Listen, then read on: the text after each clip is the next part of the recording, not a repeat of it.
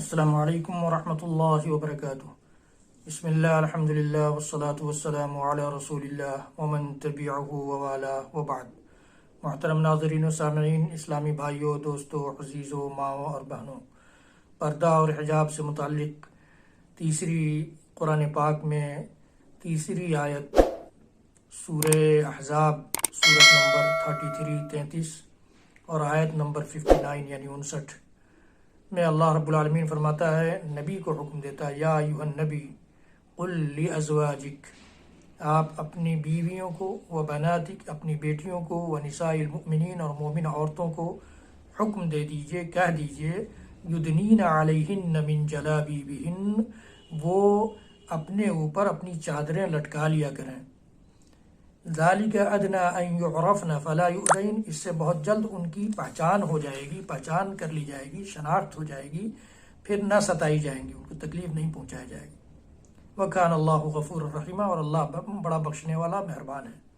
اس آیت کریمہ پر غور کیجئے اور دیکھیے کہ کیا ہمارے سماج میں اسی قسم کا حجاب ہے، اسی قسم کا نقاب ہے، اسی قسم کا برقع ہے؟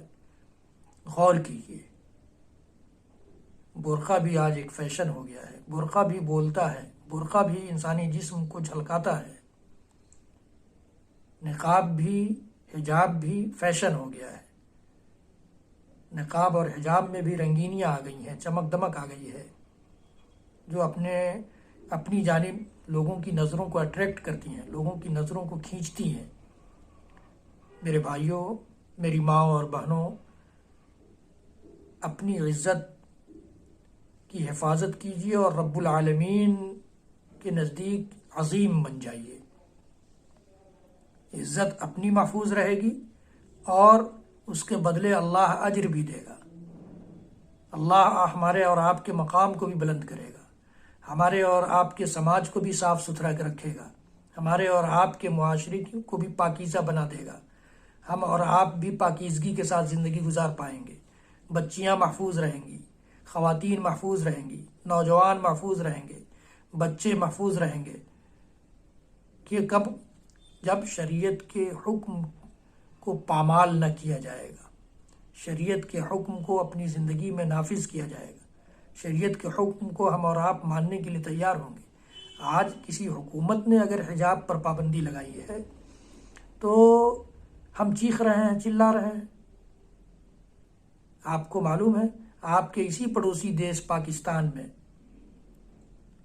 شریعت مصطفی یعنی قانون شریعت نافذ کرنے کی کئی بار آواز اٹھی، لیکن لوگوں نے نہیں اٹھانے دیا۔ وہاں کون حکومت ہے؟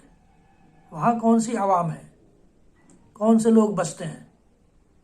ہندوستانی حکومت اگر یہ کہے کہ نہیں، سارے مسلمانوں کو پوری طرح سے شریعت اسلامیہ پر عمل کرنا ہوگا، تو آپ بتائیے، آپ چیخیں گے یا چلائیں گے؟ نہیں، آپ کے ہاں سے آواز بلند نہیں ہوگی۔